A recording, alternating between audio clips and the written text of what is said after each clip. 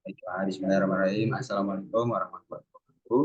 Perkenalkan, nama saya Ferdian Edwan, nomor pokok mahasiswa 2041354. Di sini saya sedikit banyak menjelaskan terkait video untuk implementasi dari aplikasi metode numerik yang dapat diimplementasikan di circular economy engineering atau ekonomi circular engineering itu sendiri.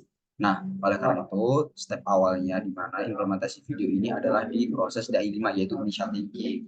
Di salah satu proses 5 dan itu yang berawal dari step bagaimana kita berpikir setelah kita udah memiliki niat atau maksud tertentu, akhirnya kita berpikir bahwasanya apa yang harus kita lakukan. Nah, implementasi ini di mana saya memberikan contoh seperti analisis siklus hidup produk atau LCA yang dimana life cycle assessment. Metode numerik dapat digunakan dalam analisis siklus tersebut. Untuk apa? Untuk mengukur dampak lingkungan dari produk dari awal hingga akhir siklus hidupnya. Dengan menggunakan metode numerik ini kita dapat menghitung seperti jejak karbon, konsumsi energi, dan dampak lainnya dari produk dan proses produksinya. Kemudian optimasi apa sih yang harus kita lakukan di desain produk tersebut? Metode numerik memungkinkan optimasi desain produk untuk mengurangi penggunaan bahan baku dan energi. Dengan memodelkan berbagai alternatif desain, kita dapat memilih yang paling efisien dari segi lingkungan dan ekonomi tentunya.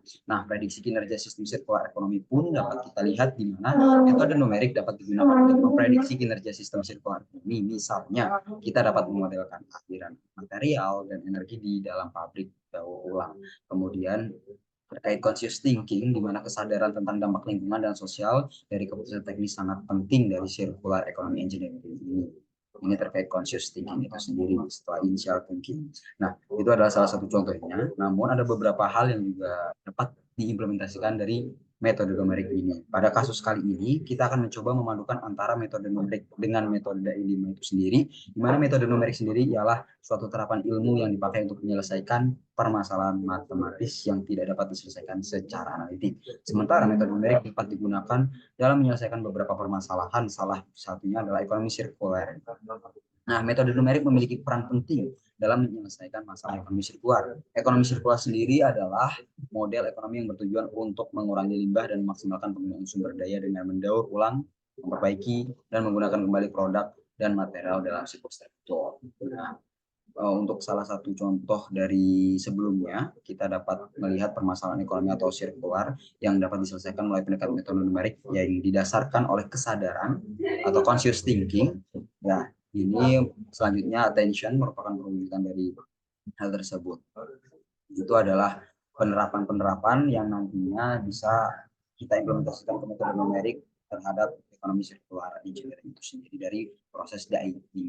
Nah, penerapan metode numerik dalam konteks ekonomi sirkular kita bisa implementasiin dengan supply chains, optimasi rantai pasok yaitu dengan metode linear programming atau LP dan Mixed Integral Linear Program atau MILP. Metode ini digunakan untuk mengoptimalkan desain dan operasi rantai pasok termasuk pengaturan logistik untuk pengumpulan dan pengolahan limbah daur ulang serta distribusi produk yang diperbarui. Nah, LP dan MILP dapat membantu menentukan rute optimal, lokasi fasilitas, dan distribusi material. Ini merupakan salah dua dari sekian banyak contoh-contoh dari penerapan metode numerik itu sendiri. Nah, di mana didasarkan dengan proses DAI 5. Yang pertama itu initial thinking juga, kemudian conscious thinking, dan seterusnya. Untuk salah satunya contoh kembali yaitu dynamic programming. Dengan metode ini, metode dynamic programming ini digunakan untuk mengoptimalkan keputusan yang melibatkan banyak tahap seperti perencanaan produk dan pengolahan persediaan dalam rantai pasok sirkular. Itu adalah salah satu dari contoh yang sudah saya sampaikan. Kemudian yang terakhir mungkin teman-teman juga bisa lihat dari proses pendinginan kulkas, kemudian proses pendinginan mobil yang dapat diimplementasikan dari metode numerik itu sendiri. Karena bagaimanapun metode numerik sebenarnya memudahkan pengguna untuk efektif dan efisien dalam mengimplementasikan atau hal-hal yang diinginkan mudah tercapai. Tapi tak luput dari proses DAI itu sendiri. Kurang lebih seperti itu yang dapat saya jelaskan, yang saya tangkap dari pembelajaran minggu-minggu sebelumnya. Apabila ada pertanyaan boleh di kolom komentar. Wabillahi taufiq wal hidayah. Wassalamualaikum warahmatullahi wabarakatuh.